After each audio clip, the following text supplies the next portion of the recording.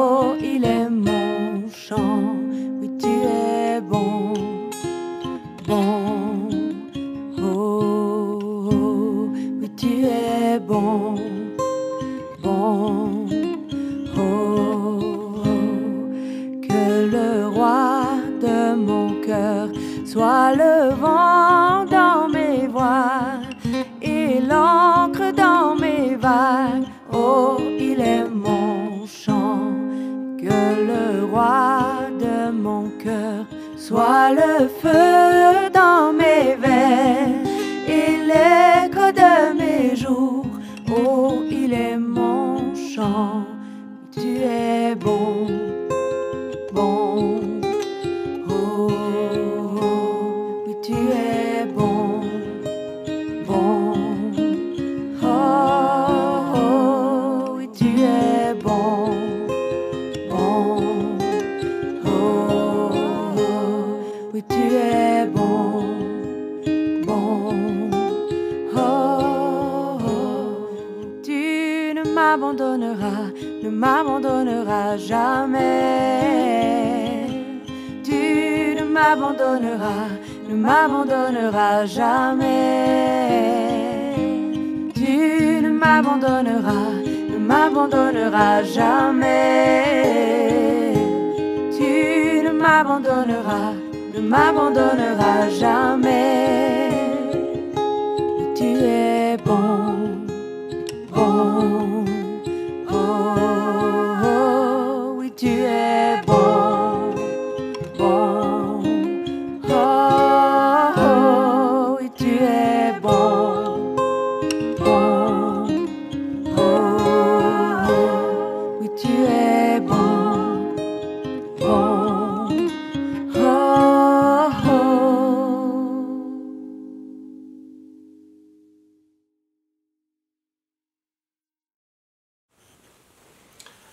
Bonjour à toutes et à tous. Ce matin, encore une fois, c'est à travers les moyens techniques que nous pouvons nous retrouver. Je vous imagine derrière la caméra, vous me voyez là, en image. Et c'est un privilège que nous avons de pouvoir utiliser ces moyens techniques pour nous retrouver ce matin. Nous allons commencer ces moments par la prière. Seigneur, ce matin encore, si nous venons vers toi, c'est parce que tu t'occupes de nous. Tu nous donnes les moyens techniques de pouvoir nous regrouper autour de ta personne, d'être, si pas physiquement présent, de l'être de manière virtuelle et dans nos cœurs. Nous voulons partager ces moments, cette communion entre nous et avec toi. Remplis-nous de ton esprit, dirige ces moments. Sois un guide, sois aussi la personne qui t'a l'honneur de ce culte, Seigneur.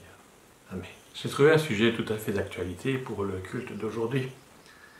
Le 15 novembre, je ne vous apprends rien, est le jour de la fête du roi.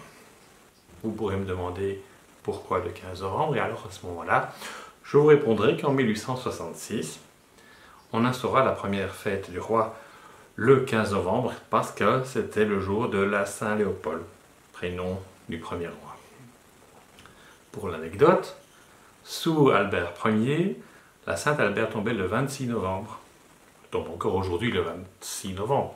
Enfin bon, voilà, c'était pour fêter le roi, le 26 novembre qui était date choisie. Mais la mère d'Albert décéda un 26 novembre et Albert décida à ce moment-là de réinstaurer la date du 15 novembre comme date de fête du roi, et ce jusqu'à la fin de la Première Guerre mondiale.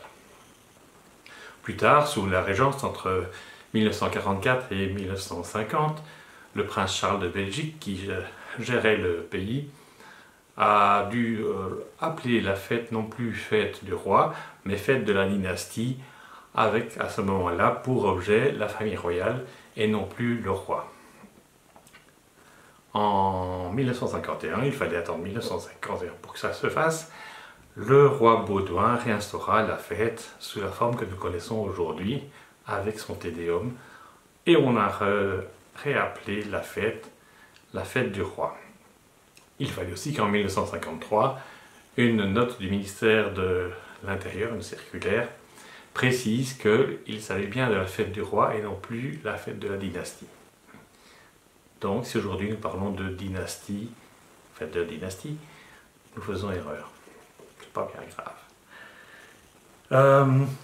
Pour continuer cette page d'histoire et de culture, je dirais simplement que le premier roi des Belges a été élu par scrutin.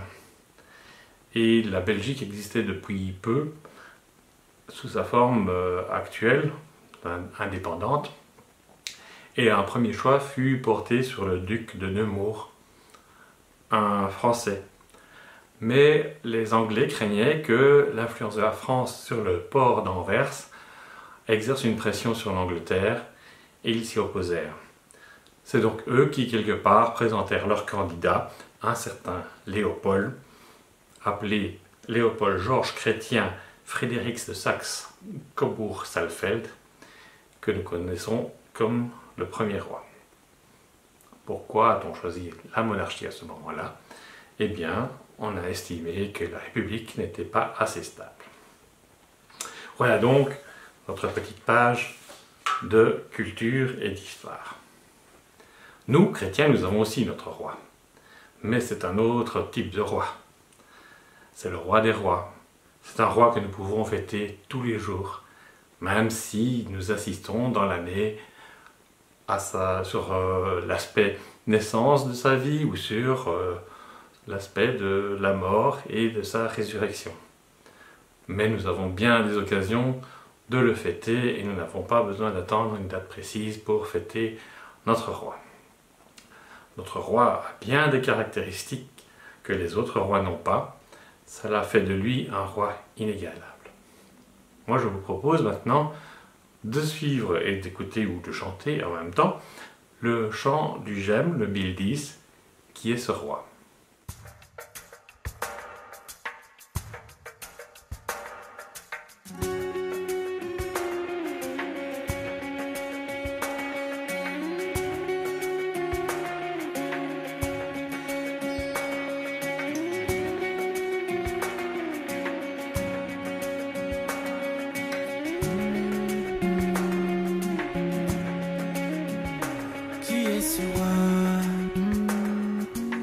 Laver mes pieds, qui est ce sauveur, devenu comme l'un de nous, qui est ce berger, dont la voix est si remplie d'amour, qui est cet ami proche, qui essuie mes larmes, qui est ce roi, qui veut laver mes pieds, qui est ce sauveur, devenu comme l'un de nous, qui est ce berger, dont la voix est si remplie d'amour, qui est cet ami proche, qui essuie mes larmes.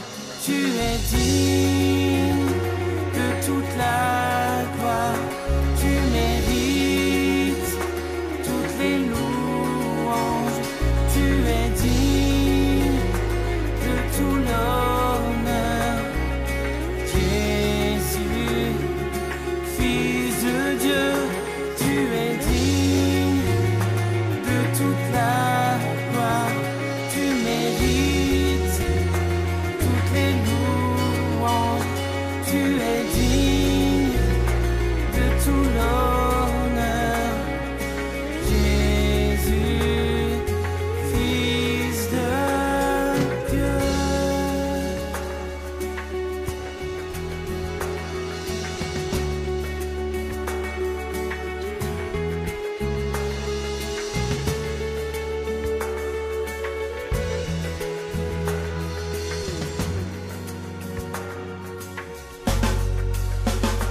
Qui est ce roi, maintenant glorifié? Qui est ce sauveur, qui a ôté ma honte? Qui est ce berger, qui toujours me conduit? Qui est cet ami proche, qui ne m'abandonne jamais? Qui est ce roi, maintenant glorifié? Qui est ce sauveur, a ôté ma honte? Qui est ce berger, toujours me conduit? Qui est cet ami proche, qui ne m'abandonne jamais? Tu es digne de toute la gloire,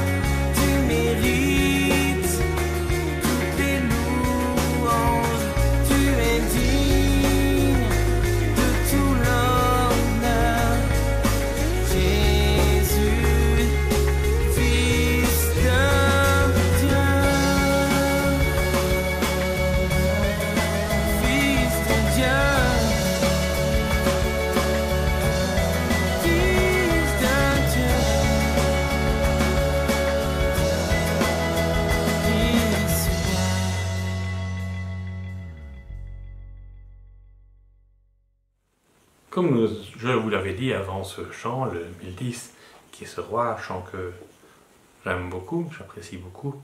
Notre roi a bien des caractéristiques exceptionnelles qui font de lui ce roi inégalable. La Bible donne différents aspects de la personne du Seigneur, de sa descendance, de ses origines, et aussi de la manière dont on l'attendait.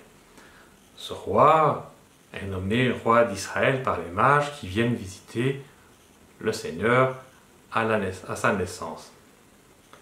En Matthieu 2, versets 1 et 2, dans la Bible en français courant, nous lisons « Jésus naquit à Bethléem, en Judée, à l'époque où Hérode était roi. Après sa naissance, des savants spécialistes des étoiles vinrent d'Orient.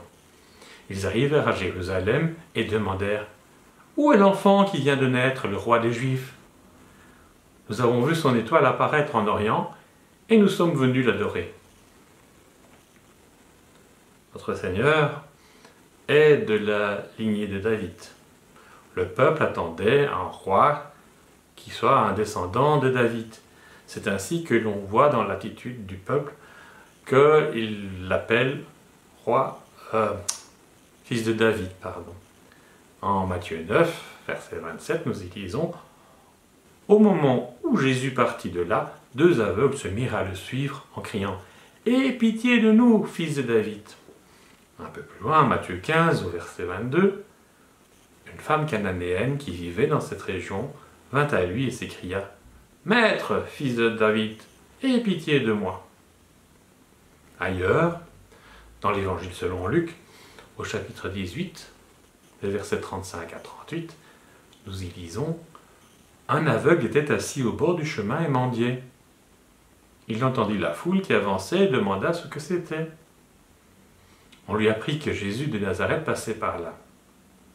Alors il s'écria « Jésus, fils de David, aie pitié de moi !» Le royaume de notre Seigneur n'a pas de limite géographique. Il désigne avant tout son pouvoir, sa souveraineté, un pouvoir royal, la domination qu'il a, le pouvoir de régner, sa suprématie. C'est la raison pour laquelle on va plus souvent parler, ou à d'autres moments parler, du règne, de son règne. Mais en fin de compte, que ce soit le royaume ou son règne, c'est la suprématie de notre Seigneur, notre roi, qui est mise en évidence. La Bible le présente aussi comme le roi créateur. Ainsi, dans le psaume 95, des versets 1 à 6, encore dans la Bible en français courant, nous lisons « Chantez en l'honneur du Seigneur un chant nouveau, gens du monde entier, chantez pour le Seigneur. Chantez en l'honneur du Seigneur, remerciez-le d'être votre Dieu. Jour après jour, annoncez qu'il est le Sauveur. Parlez de sa gloire à tous les hommes, chez tous les peuples, racontez ses merveilles. Le Seigneur est grand et mérite bien qu'on l'acclame. Il est plus redoutable que tous les dieux. Les dieux des nations sont des nullités, tandis que le Seigneur a fait le ciel. Il rayonne de grandeur et de majesté, son temple est rempli de puissance et de splendeur. J'aime bien cet aspect de nullité. Notre Seigneur est le roi des rois. Sa domination, son pouvoir est bien au-dessus du pouvoir des rois de ce monde. Ainsi, en Romains 13, verset 1, nous y lisons « Que chacun se soumette aux autorités qui exercent le pouvoir, car toute autorité vient de Dieu. Celles qui existent ont été établies par lui. » Comme les mages le disaient, il est le roi d'Israël, c'est ce qui est déjà présenté en Exode 19 au verset 5. Maintenant, si vous écoutez bien ce que je vous dis, et si vous respectez mon alliance, vous serez pour moi un peuple particulièrement précieux parmi tous les peuples. En effet, toute la terre m'appartient, et vous serez pour moi un royaume de prêtres, un peuple qui m'appartient. Les premiers mots de l'Évangile établissent le droit juridique de Jésus-Christ au trône. Il est le fils de David, comme nous l'avons dit, et c'est ce que nous voyons en Matthieu 1, verset 1. Voici la liste des ancêtres de Jésus-Christ, descendants de David, lui-même descendant d'Abraham, et suit la liste de la descendance. On voit aussi que l'ange qui vient annoncer à Marie la naissance de l'enfant lui dit bien que c'est le roi promis. En Luc 1, verset 32, on y lit « Il sera grand et on l'appellera le Fils du Dieu très haut. Le Seigneur de Dieu fera de lui un roi, comme le fut David son ancêtre. Et il régnera pour toujours sur le peuple d'Israël. Son règne n'aura pas de fin. » Nous sommes les sujets de ce roi. Dans Jean 3, des versets 3 à 7, je ne vais pas lire le passage, mais on y lit que le royaume de Dieu est pour ceux qui sont nés de nouveau. Les chrétiens rendent visible sur terre le règne de Dieu sur leur cœur. Justice, paix et joie. C'est ce que nous lisons en Romains 14, au verset 17. En effet, le règne de Dieu n'est pas une affaire de nourriture et de boisson. Il consiste en la justice, la paix et la joie que donne le Saint-Esprit. C'est ainsi aussi que, en attendant le règne éternel, nous pouvons trouver en lui tant de caractéristiques qui font de lui ce roi d'exception. Je vous propose de regarder, d'écouter, chanter avec Paul Baloche le chant « Roi des cieux ».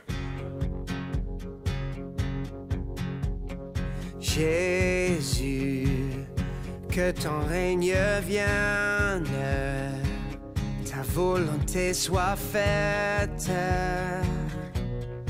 en nous. Jésus, nous les comparables, Sauveur admirable, révèle ton amour. Roi des cieux, viens vers nous. Roi des cieux, viens en nous. Que ta gloire brille comme en plein midi. Roi des cieux, descends. Roi des cieux, viens pour nous. Qui tiendra devant nous? Car ton nom puissant nous rend triomphants. Roi des cieux, descends. Nous sommes enfants de ta grâce, sauvés pour ta gloire. Crions Jésus, que nos cœurs te suivent et que chacun admire ta grandeur. Roi des cieux, viens vers nous. Roi des cieux, viens en nous. Que ta gloire brille comme en plein midi. Roi des cieux, descends. Roi des cieux, viens pour nous. Qui tiendra devant nous? Car ton nom puissant nous rend triomphants. Roi des cieux, descends.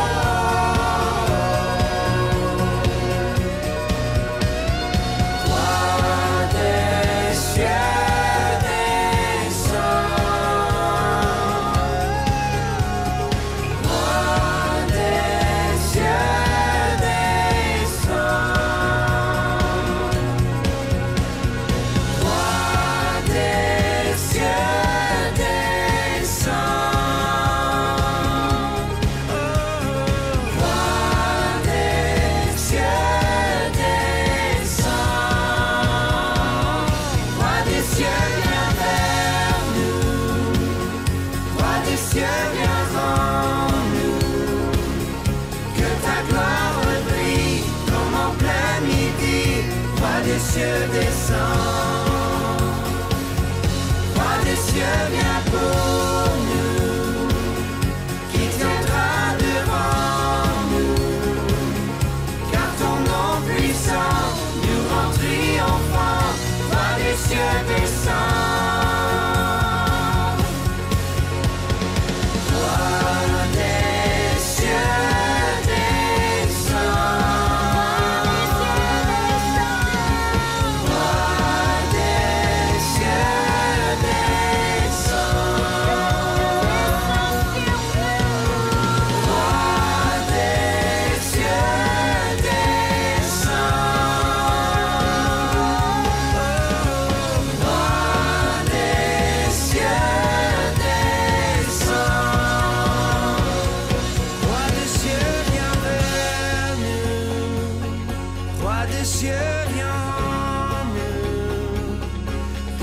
gloire brille comme en plein midi, roi des cieux descend.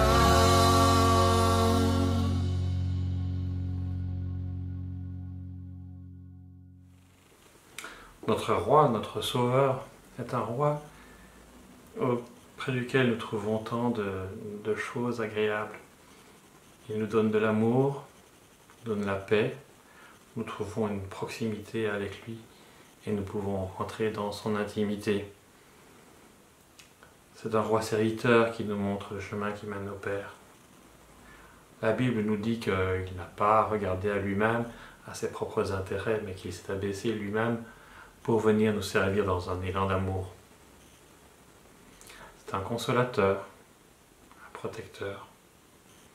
On peut trouver auprès de lui tant une aide qui vraiment correspond au moment, aux besoins, et nous pouvons nous reposer sur lui.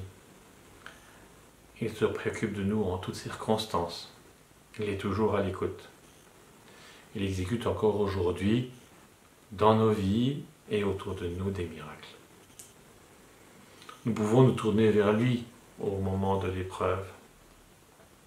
Nous sommes les objets de son amour, un amour immense, un amour qui fait qu'il a voulu prendre notre place pour la croix et porter sur lui le poids de nos fautes et de nos péchés, et souffrir ainsi la haine, le rejet, l'abandon, la douleur extrême, la souffrance, la moquerie, et tout cela à cause de nous.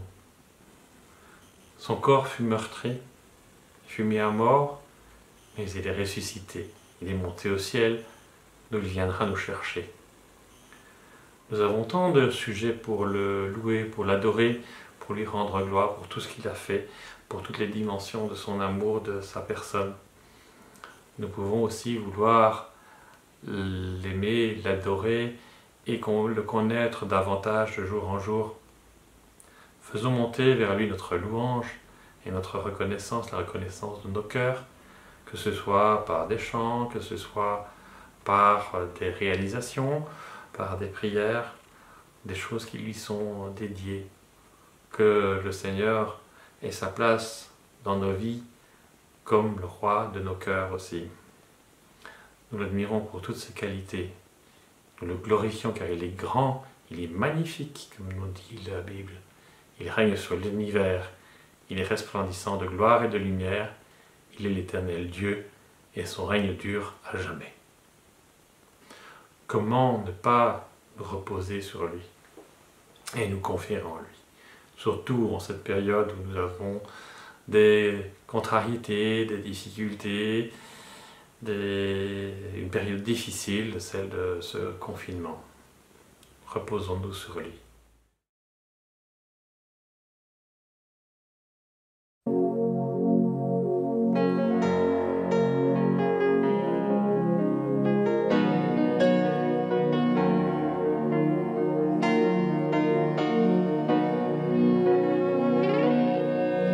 Dans son amour, Dieu le Père envoya son Fils Jésus pour accorder la lumière à tous ceux qui sont perdus. Il descendit sur la terre, mais les hommes l'ont rejeté. Ils l'ont cloué au calvaire, mais Christ est ressuscité. Christ est roi, Christ est roi, Christ est roi, est roi, Christ est roi, Christ est roi, Christ est roi. Des rois.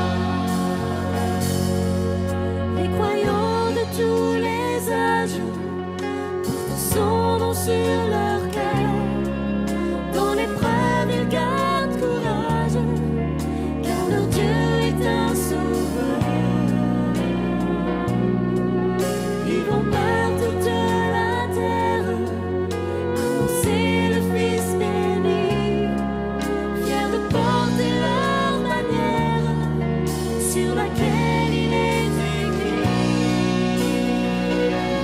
Christ est roi, Christ est roi, Christ est roi, Christ est roi, Christ est roi, Christ est roi, Christ est roi.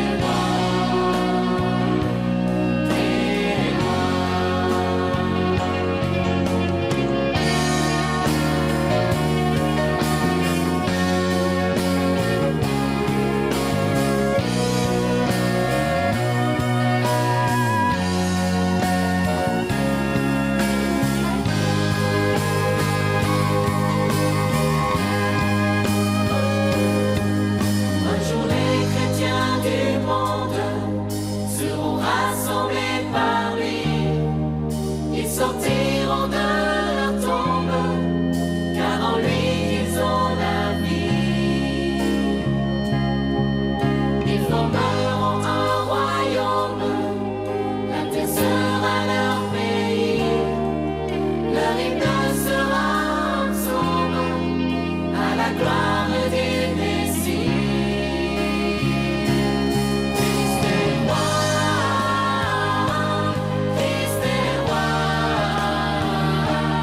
Christ est roi, Christ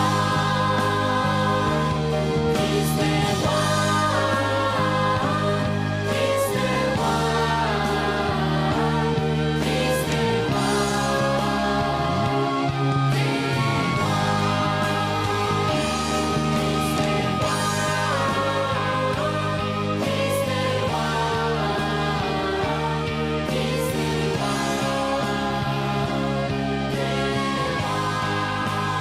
Christ est roi, Christ est roi,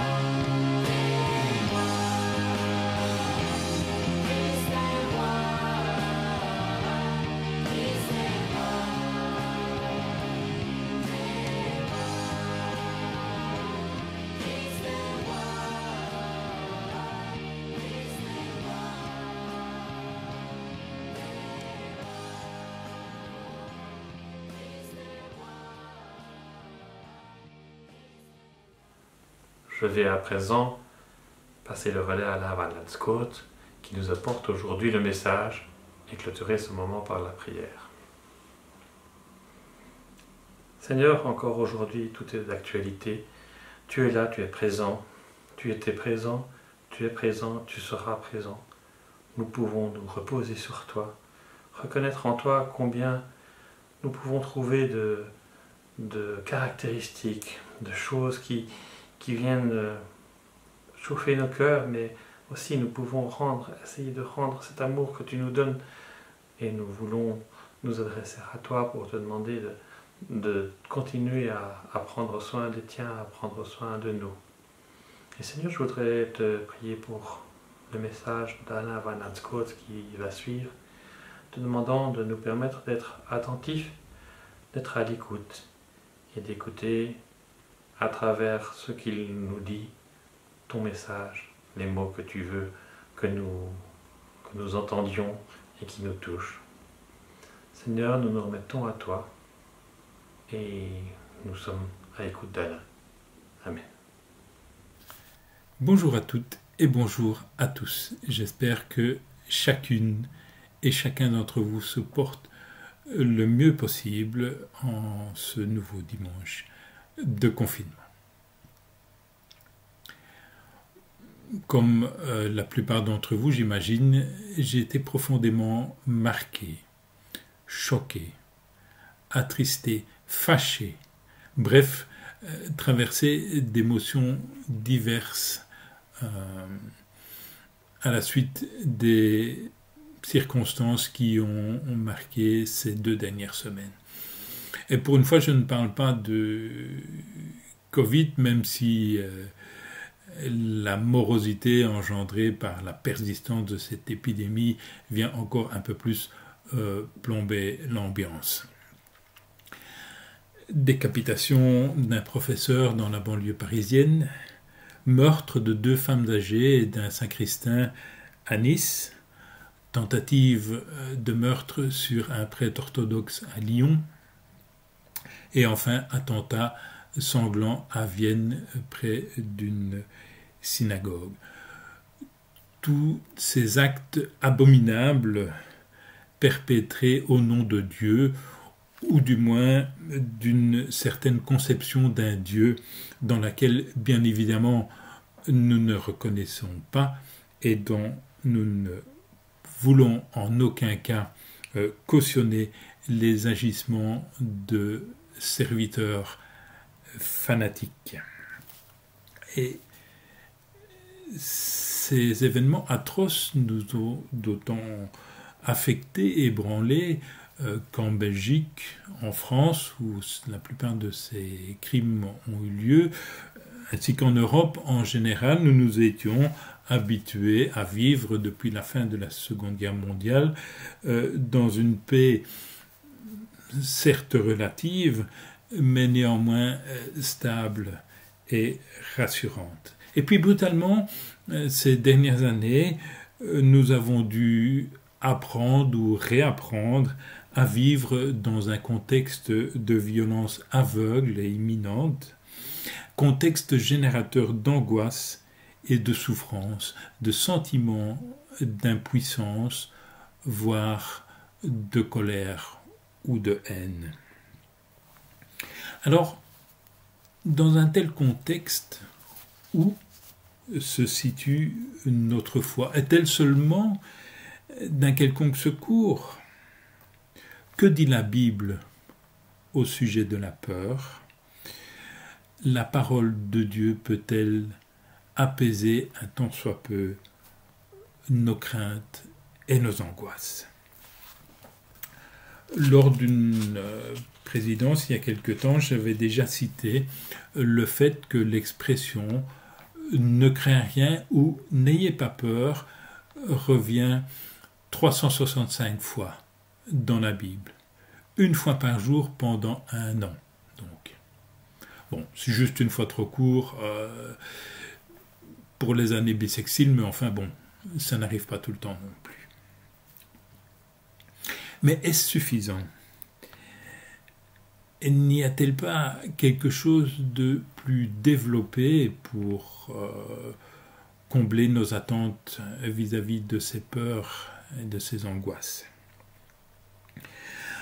Pour transformer les émotions qui m'ont traversé et tenter de donner une réflexion constructive, tenter de documenter cette réflexion, j'ai fait quelques recherches et je suis tombé sur un commentaire du pasteur Alexandre Saran. Alexandre Saran est pasteur de l'Église réformée évangélique à Lyon, et ce sont donc ses réflexions et les miennes que je voudrais partager avec vous ce matin. Alors, comment réagir à de tels événements en tant que chrétien? La réponse du texte que nous allons lire dans un instant est la suivante. Connaître le vrai Dieu, c'est se savoir en parfaite sécurité. Et le texte qui affirme ces choses et que nous lisons maintenant, c'est le psaume 46.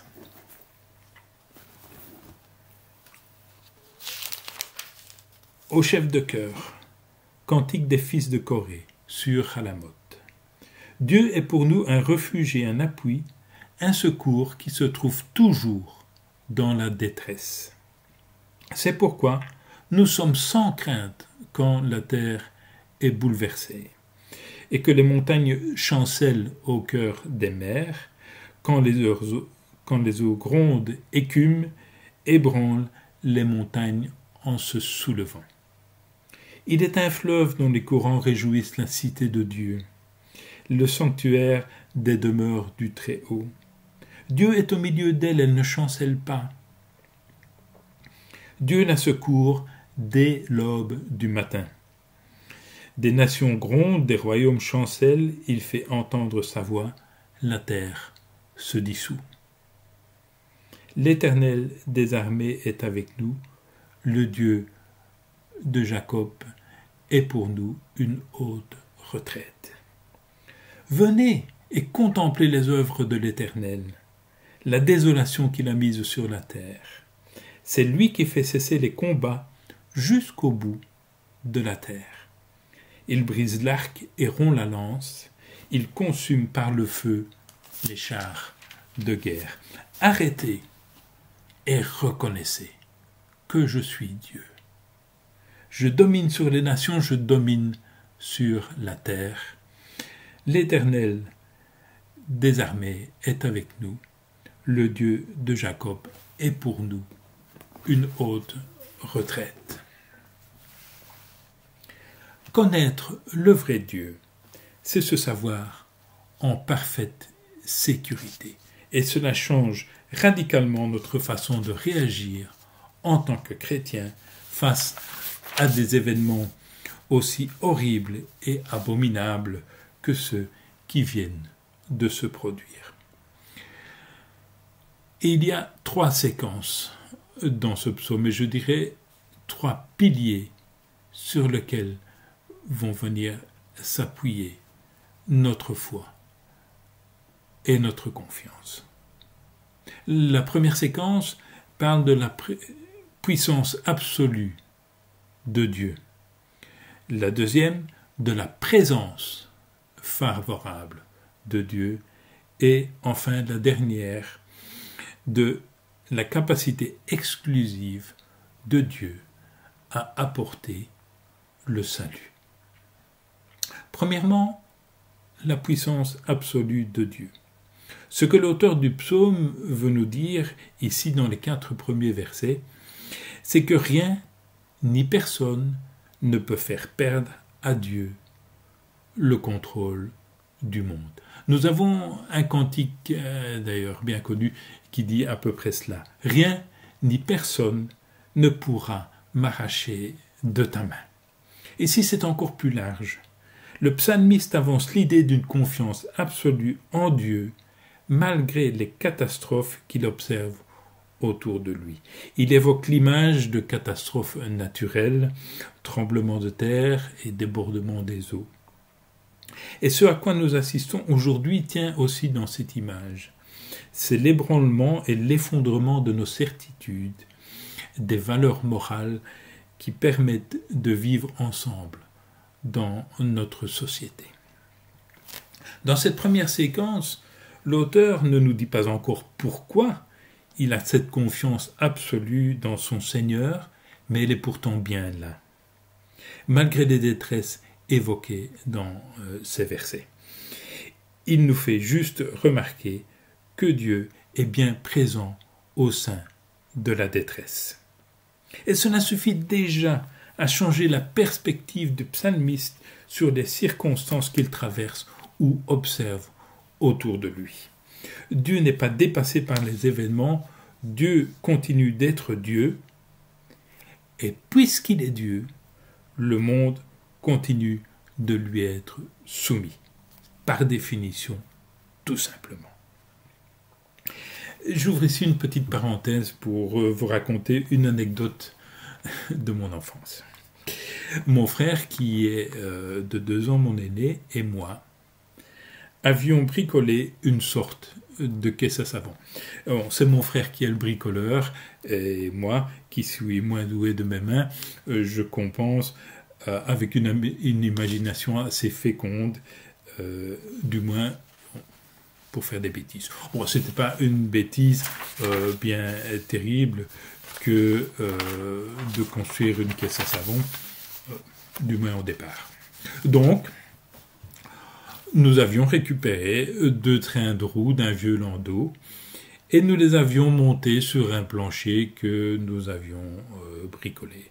Mon frère avait ajouté une sorte de système qui permettait d'orienter plus ou moins, plutôt moins d'ailleurs, les roues à l'avant.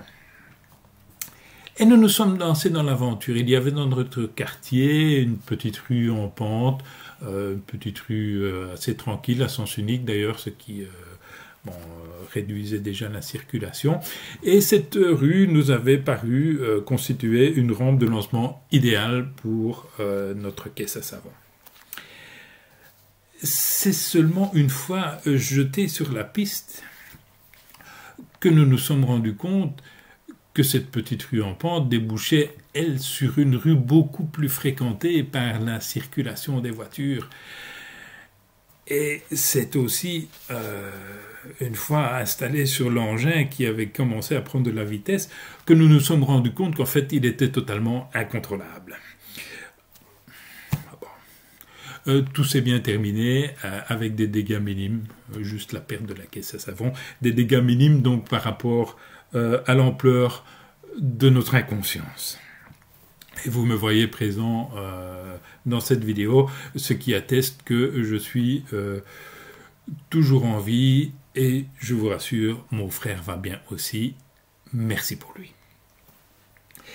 Nos débuts dans le monde de la vitesse auraient probablement été couronnés de plus de succès si nous avions eu la présence d'esprit d'équiper notre caisse à savon d'une direction digne de ce nom et surtout d'un petit élément de sécurité qui nous avait semblé superflu, mais qui aurait pu sauver notre engin de la destruction. Ce petit élément de sécurité, ça s'appelle tout simplement des freins. Cette anecdote évoque pour moi le sentiment qu'on peut ressentir, comme celui que j'éprouvais sur cette caisse à savon qui m'échappait totalement. Ce sentiment donc qu'on peut ressentir qu'en ce moment, le monde semble gouverné par des forces aveugles hors de tout contrôle. Il n'en est rien. Le psalmiste nous dit au contraire que Dieu est toujours là. Parce qu'il est Dieu et parce qu'il est là, rien n'échappe à son contrôle. Il assure la direction, les freins et la vue en avant. Rien n'échappe donc à son contrôle. Ce qui est intéressant dans ce texte, c'est que le psalmiste ne place pas une attente idéaliste et irréaliste dans la capacité de Dieu à empêcher les catastrophes d'arriver. Dieu ne va pas empêcher la terre de trembler ni les eaux de déborder. Mais quand ces choses arrivent, Dieu est là et il est aux commandes. Le psalmiste le sait et cette perspective, cette certitude est le fondement de sa confiance. Cette certitude, c'est aussi la nôtre. Dans les circonstances troublantes que nous vivons, nous avons cette assurance que Dieu reste à la barre. Est-ce vraiment une assurance d'ailleurs? Si Dieu est réellement à la manœuvre, c'est encore pire. C'est comme ça qu'il dirige le monde alors. C'est pire. On pourrait se demander comment, sinon par une naïveté aveugle, le psalmiste pourrait avoir confiance en un Dieu qui n'empêche pas les catastrophes. La réponse à cette interrogation se trouve dans la deuxième strophe de ce psaume qu'on va détailler dans un instant. Pour l'instant, retenons ce changement de perspective qu'entraîne la conviction qu'il y a un Dieu digne de ce nom, c'est-à-dire un Dieu dont la puissance est telle qu'il domine toutes circonstances. Ce changement de perspective permet déjà de passer de la peur à la confiance. Dieu donc n'empêche pas les souffrances, la violence dans le monde, ni même la mort. Et il n'a pas non plus promis aux chrétiens qu'ils seraient immunisés contre ces choses. Mais il est là, dans la détresse, et il contrôle la situation, selon son plan souverain. Et même si nous ne comprenons pas tout, nous avons la certitude de la puissance absolue de Dieu. Ce n'est pas tout. La seconde partie du psaume évoque la présence favorable de Dieu. Les versets 5 à 8 révèlent que Dieu a voulu se faire connaître aux hommes et se montrer favorable envers celles et ceux qui lui font confiance. Le texte attire notre attention vers le temple de Dieu, qui se trouve dans la cité de Dieu, c'est-à-dire à Jérusalem. Pour les Juifs pieux de l'époque, la ville sainte et surtout le temple matérialisent la relation que Dieu veut établir avec des gens qu'il appelle son peuple. Dieu est présent au milieu de son peuple et lui est favorable. Tous les termes employés évoquent les bienfaits découlant de la présence de Dieu.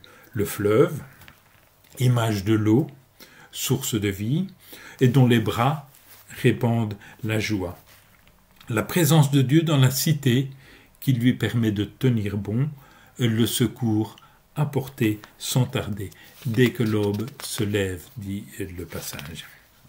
Donc, non seulement Dieu est puissant et gouverne le monde, mais il est aussi présent et intervient dans ce monde pour que l'humanité puisse le connaître et ainsi être mise au bénéfice de sa puissance divine et absolue.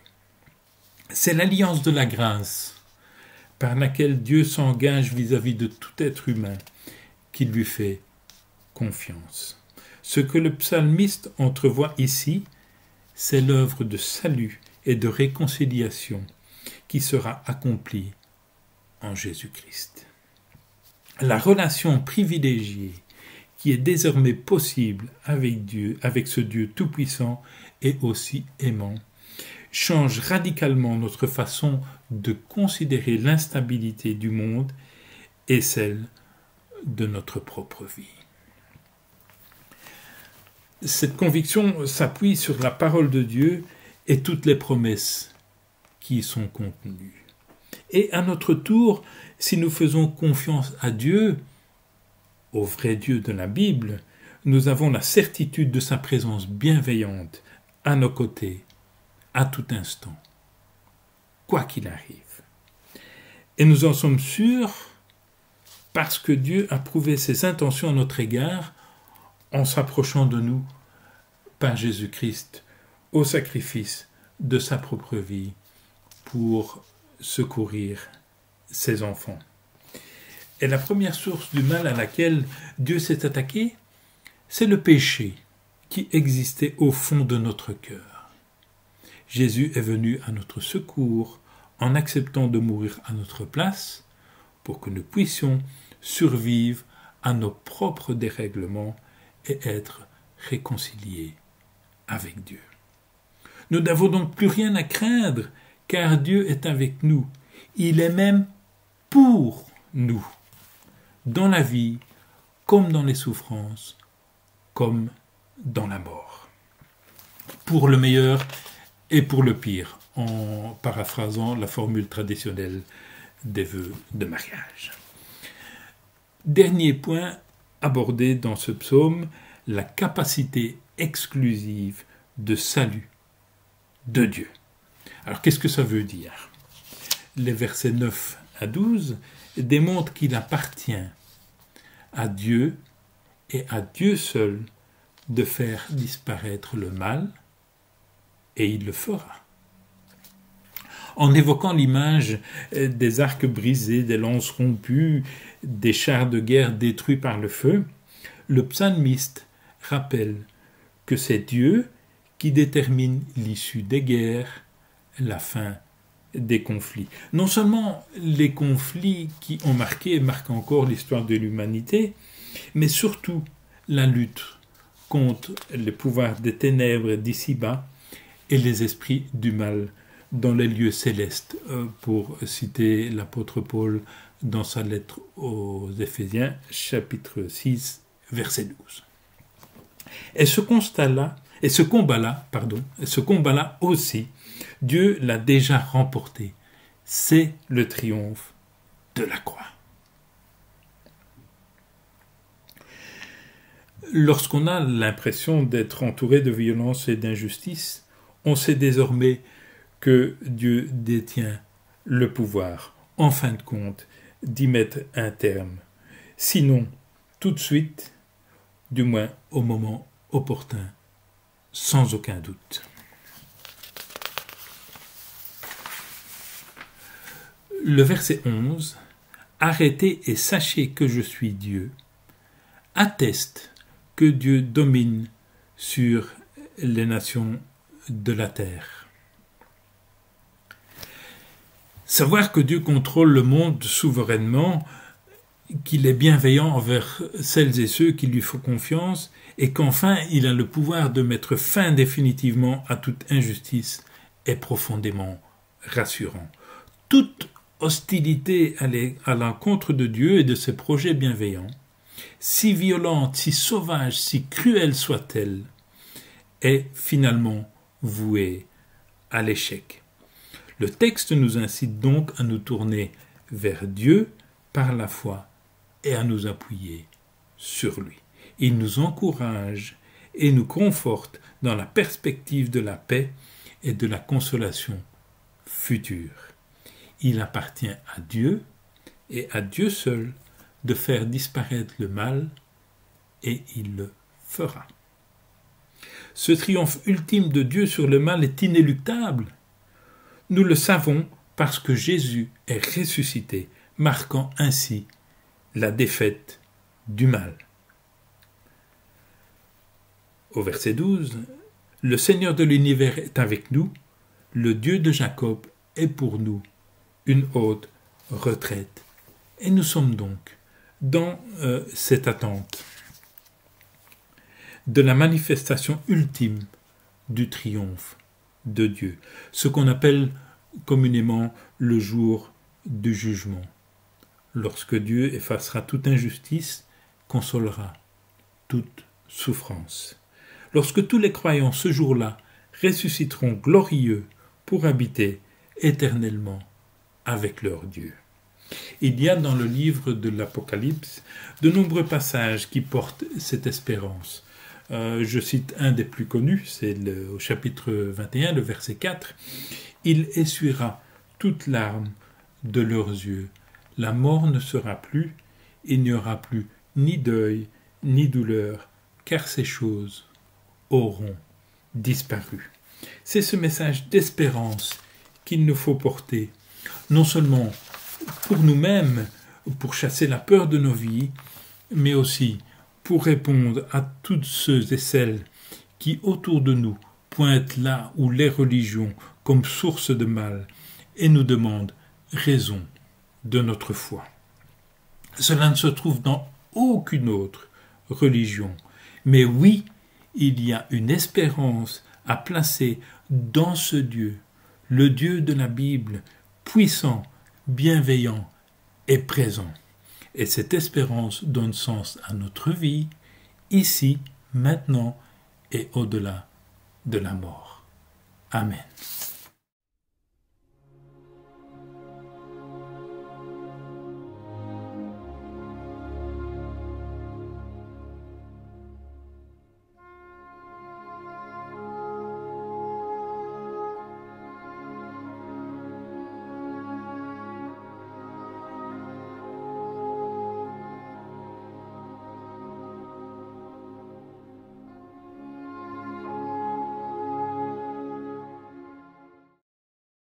Merci Alain pour ce message. Je ne voudrais pas terminer, et c'est un peu dans mes habitudes, quand je fais une présidence, je ne voudrais pas terminer sans un petit mot, une petite parole d'envoi, de bénédiction. J'ai trouvé un texte, j'ai trouvé qu'il pouvait bien s'appliquer aujourd'hui. Que le chemin s'ouvre sous vos pas, que le vent vous pousse en avant, que le soleil rayonne sa chaleur sur votre visage, que les pluies tombent avec douceur sur vos champs, et jusqu'à vous voir, vous revoir, puisse Dieu vous garder dans sa main.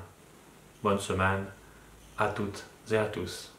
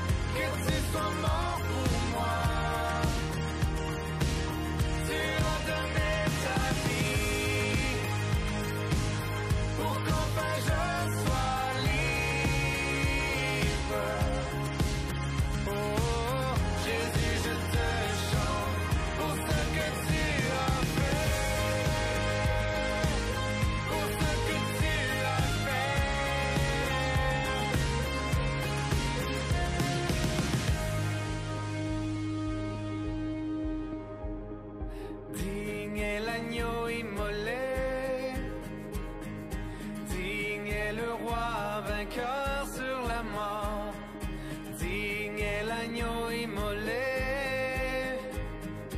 Digne est le roi vainqueur sur la mort. Digne est l'agneau immolé. Digne est le roi vainqueur sur la mort. Digne est l'agneau immolé. Digne, digne. Quelle grâce incomparable. Quel amour infini. Que tu aies pris ma croix. Que tu sois mort pour moi. Tu as donné ta vie pour qu'enfin je sois libre. Oh, Jésus, je te chante pour ce que tu as fait. Pour ce que tu as fait.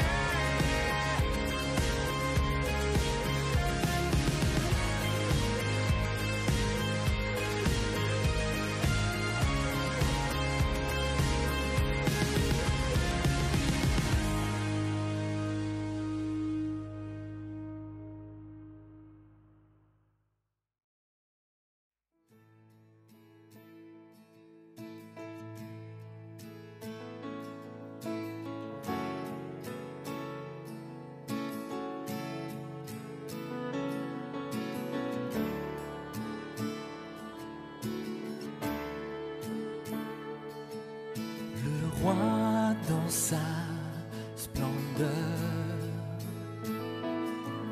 vêtu de majesté, la terre se réjouit, la terre se réjouit. Il est paré d'éclat, la nuit essaie de fuir au son de sa voix, au son de sa voix. Oh Dieu, tu es grand, nous chantons, oh Dieu, tu es grand, et tous verront, oh Dieu, combien tu es grand.